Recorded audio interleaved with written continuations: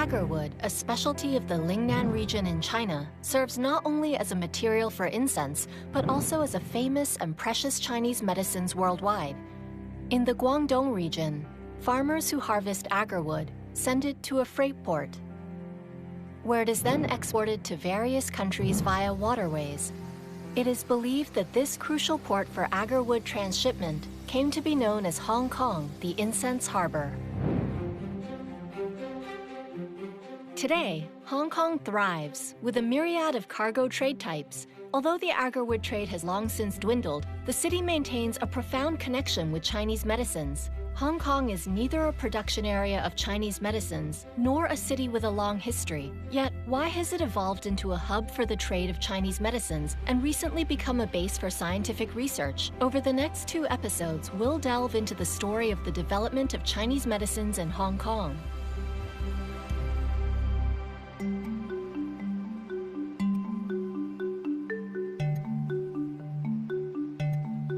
This herb, striped plectranthus, is a representative plant of the Lingnan region. Let me take a leaf and show you. When the leaf is broken apart, so initially it shows no color, right? But when you crush it over and over and over again, it turns very yellow, serving as a natural dye. This maidenhair tree was exclusively grown in our country and later exported overseas. It was used by both the East and the West. This is a very commonly used Chinese medicines, found in the north and the south. Honeysuckle is used as a Chinese medicine known as honeysuckle stem. This is documented in ancient herbal literature and used for over 2 millennia. Professor Zhao Zongzhen is an emeritus professor at the School of Chinese Medicine of the Hong Kong Baptist University and senior consultant in Chinese medicines at the Chinese Medicine Regulatory Office. Professor Zhao has devoted many years to the study of Chinese medicines and is an authority on its identification and history.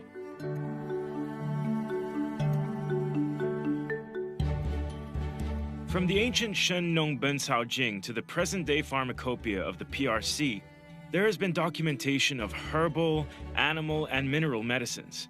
The pharmacopoeia now lists 618 types of Chinese medicines. Most of these, about 85%, are originated from plant. Nearly 10% are originated from mineral, and the remaining 5% are originated from animal. The primary sources for Chinese medicines are mainly from the vast lands of China. Some medicinal materials originating from the West have also been integrated into the family of Chinese medicine. What percentage do they account for? About 10%. As early as 1845, according to records in a Hong Kong almanac, there were only 18 shops selling Chinese medicines in the city of Victoria, and they were of a small scale. How did it then develop into a significant distribution center for Chinese medicines from across all of China? I have conducted a comprehensive summary of the distribution centers for authentic Chinese medicines across the country. Along the Yangtze and Yellow River, there are many such distribution centers.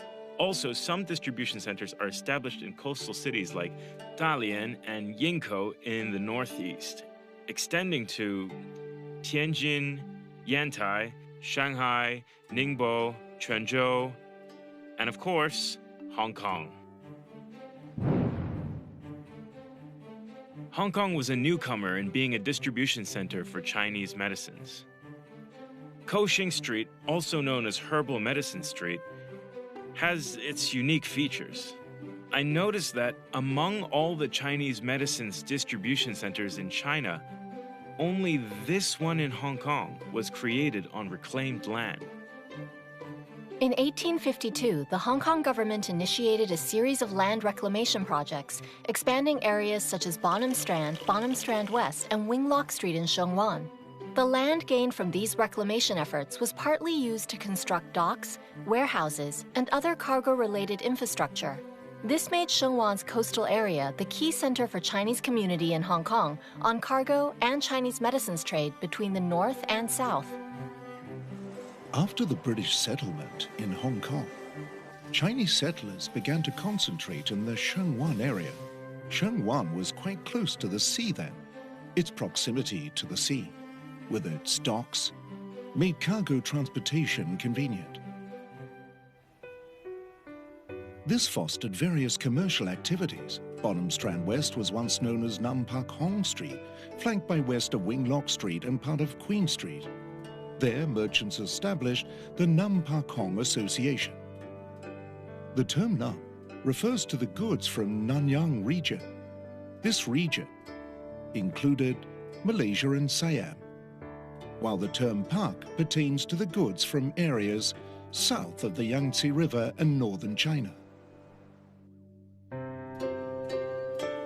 Ko Shing Street was linked to Queen Street and was close to the triangular pier that handled transportation. Because of this convenient location, Chinese medicines shops began to gradually establish businesses along Ko Shing Street. Ko Shing Street has been a bustling hub for Chinese medicines for over 100 years. Along this 300-meter-long street, we can find over 500 types of common Chinese medicines. How has this industry managed to thrive here for a century? Get dwarf lily turf tuber. Okay. Thanks. Mr. Zhang, a respected figure in the industry, led me to important landmarks on Ko Shing Street to understand the operations during the peak of the industry.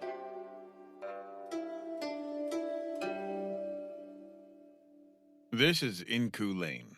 Formerly, this area was known as the Inku Lane Warehouse. On this street, from the football field all the way to the end, were these tile-roofed warehouses. They were very tall buildings, equivalent to at least 5 stories today. In the past, goods transported from the docks were offloaded and then moved here using wooden carts. The laborers back then would carry all the goods up into these warehouses. These old buildings were large and deep. They had a business in the front and a processing area in the back. The rooftops were often used for steaming and drying Chinese medicines like Chinese angelica, fleeceflower root, and Sichuan lovage rhizome. Back then, the industry was quite specialized. One company would process only one type of Chinese medicines and not others. Most of these large buildings were dedicated to processing Chinese medicines. In the 60s and 70s, most of the Chinese medicines brought in were unprocessed. These all had to be processed in Hong Kong by the companies here before they could be sold in the general market. In the early days, many Chinese medicines arrived in Hong Kong unprocessed. They were processed in the Ko Shing Street area before they were ready for consumption. The craft of processing Chinese medicines has a long history. A recently discovered Ming Dynasty record is complete with intricate illustrations and shows the steps of processing. Ko Shing Street was once a base for Chinese medicines processing and a home for developing specifications that were unique to Hong Kong. Mr. Zheng specializes in Cuyao, a term for commonly used Chinese medicines. He has a deep understanding on how different specifications are developed from a single type of Chinese medicines. There are about 500 commonly used Chinese medicines. This is large-headed Tractylodes rhizome. Wow, it's got a strong very smell. strong medicinal smell. This is common yam rhizome, and we also have Pylos Asiabel root and Bei Chi, among others. So Bei Chi is what we actually call milk vetch root nowadays. Right. It's used a lot for medicinal purposes. This one is a bit different. After processing and flattening, it becomes wide like this. Does the odor dissipate somewhat? Yes, it does dissipate, and the reason lies in the process. When we flatten it, it needs to be washed and soaked to soften. Chinese angelica are generally cut into smaller slices like this and used in soups or other purposes. When used as medicines, practitioners nowadays opt for another specification called Chuen Gui, meaning the whole thing is flattened. There is also one specification for use in tonifying teas, popularized 2 or 3 decades ago. This kind is completely flattened, becoming quite large and visually appealing. Oh, yeah. People find it very clean. These are large slices. Right. This is Indian bread, thickly cut. Yes. Later, some people started making it thinner to allow the flavor to seep out more easily. You could even eat the soup residue. Now, these ones here are diced into cubes. These require longer decoction time, but they're the same Chinese medicines species. The decoction pieces we can see in Hong Kong are processed somewhat differently from those in mainland China. Processing methods have been adapted to meet market demands. If we go to America and go visit the Chinatowns, or the Australian Chinatowns, or even the Chinatowns in Canada, the decoction piece specifications are predominantly Hong Kong types.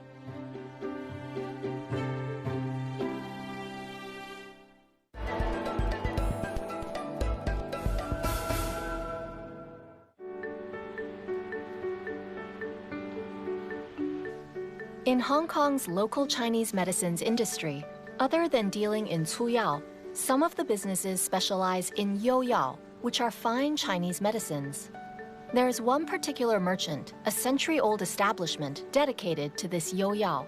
Mr. Zheng is a third-generation successor of this quaint and historic medicine shop. Oh, this is you. Yes, that's right. Yeah, that's me. That's me, all right. Yeah. Whoa, Mr. Zheng, this package looks like something from a period drama. Yes, it does. All right, let's see what treasures are inside. Sure. This is ambergris.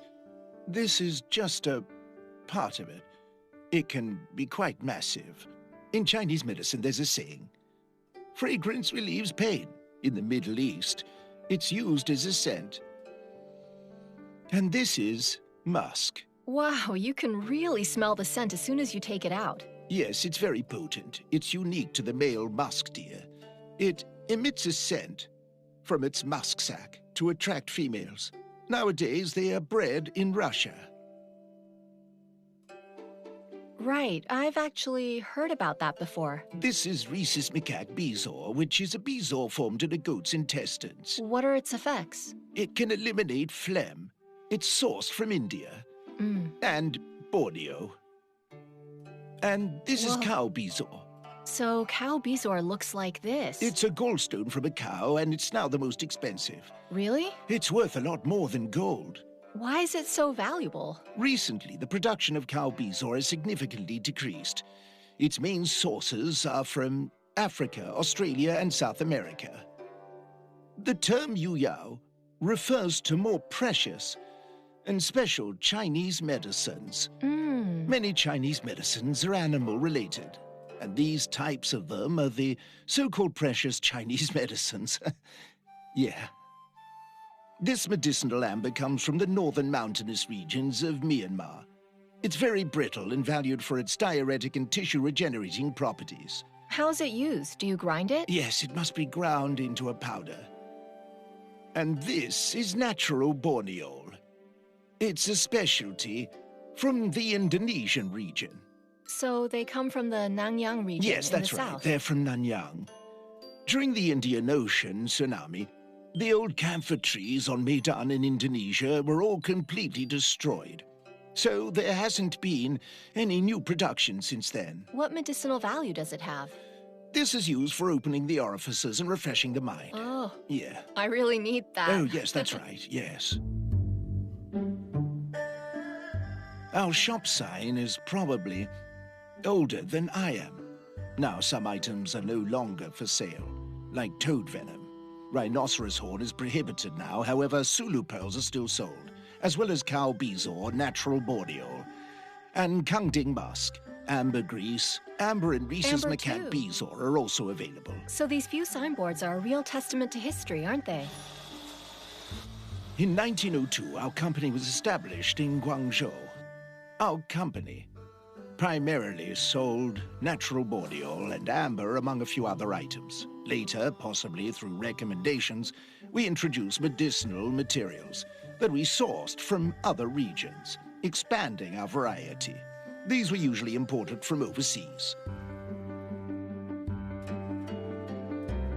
In the 40s and 50s, there were ocean liners and passenger ships traveling to Hong Kong from Africa. They were often in port. The sailors on those ships learned to purchase cow bezoar, both dry and wet, when they were ashore. When they arrived in Hong Kong, they knew that we were the ones specializing in purchasing cow bezoar. These sailors would visit our shop with their luggage, and they'd say, Mr. Zheng, can you have a look at this for me? I would have a look at what they had and examine the condition. and I'd set a price. Then, after a few days when they had free time, they'd return to pick up their luggage and leave. They'd go buy supplies with the money they received from us.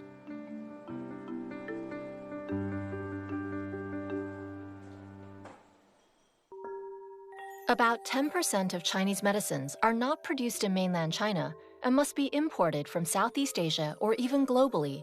Herbal Medicine Street once directly faced the docks. Sailors returning to Hong Kong from overseas would bring goods to sell, making them the earliest form of parallel traders. The convenience of Hong Kong's cargo trade turned it into a melting pot of medicinal materials from around the world, making it a vital medicine market. Also imported from mainland and overseas are a variety of proprietary Chinese medicines. Topical medicinal oils are vastly produced in the Nanyang region. Many people came to set up factories here and flourished in Hong Kong. Mr. Loy's family-run medicinal oil factory is one such example. In this photograph, this guy here, he's my grandfather. These products were quite popular in Singapore and the Nanyang region at the time.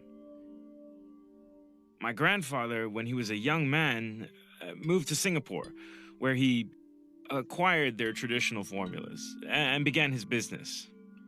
After achieving some success, he told my father to come to Hong Kong and officially set up a factory. That way he could produce medical oils right there in the shop. Proprietary Chinese medicines come in various forms, such as plaster, dan, pills, and powders. Currently among the registered proprietary Chinese medicines in Hong Kong, medicinal oils constitute the largest proportion. What makes these medicinal oils so popular that they are exported to mainland China and overseas? Hong Kong, located in the hot and humid South China region, is a place where ailments like muscle and joint pain are common. In the past, many people engaged in heavy labor. In the evenings, they wouldn't seek medical help for minor aches. Applying medicinal oils was convenient and affordable, making them a popular choice for these topical treatments. Are the items we're going to see considered relics? You can say that. So when I started in the industry, this was the equipment. And I worked like this in my youth. We used to have a shop on Wellington Street in Central. And that was where, in the back of the store, we produced using simple tools like this. We imported raw materials from Singapore, and there were a few ingredients from mainland China that we bought. And that's kind of how we began our production line. Everyone would sit on small wooden stools. Each person would hold a metal kettle and fill the bottles one by one. Before the handover, a business registration was all that was needed to operate, as there were no real regulations in place yet. Right. Let me see.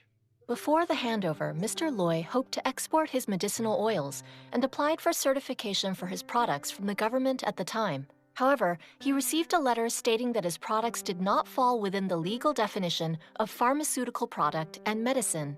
This reflects the lenient regulation of proprietary Chinese medicines at the time, with product quality and effectiveness dependent entirely on industry self-regulation.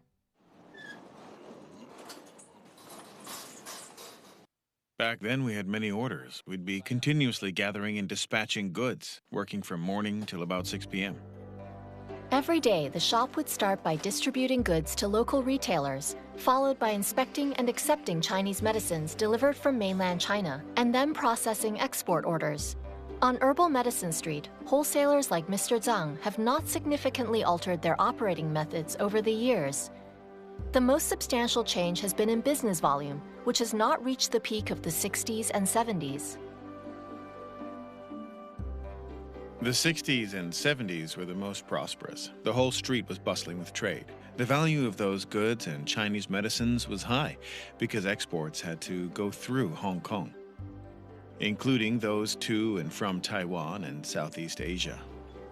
So everyone back then was very busy. After the establishment of the People's Republic of China, foreign trade was centrally managed by the state, with Chinese medicines falling under the purview of the China Native Produce and Animal Byproducts Import and Export Corporation. At that time, mainland China paid great attention to the quality of export goods, ensuring high standards. The origins of imports, sales destinations, and the sources of goods were all quite clear, making the market relatively less chaotic.